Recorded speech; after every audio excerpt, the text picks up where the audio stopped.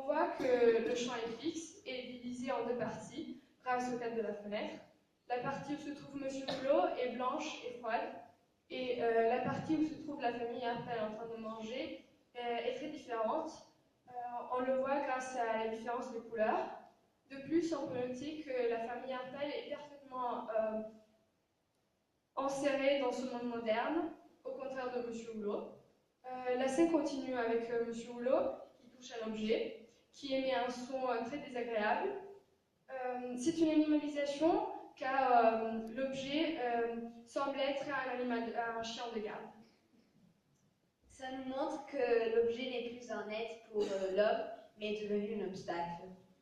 Donc, Monsieur Hulot continue à chercher de l'eau, et l'animalisation se prolonge, quand tout d'un coup, le placard s'ouvre comme une bouche, et les poignées que Monsieur Hulot a essayé de tirer n'ont plus leur rôle original, et donc sont seulement là pour décoration.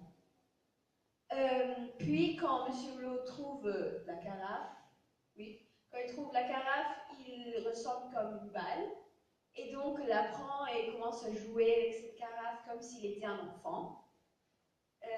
Et puis il prend aussi le verre en pensant que c'est du même matériel, et la lance par terre, et donc le verre se brise.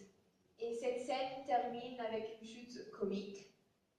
Tout cela est une représentation théâtrale, et Monsieur Hulot, qui ne parle jamais dans cette scène, est en train de mimer. Donc il est filmé dans un plan américain et dans un champ fixe.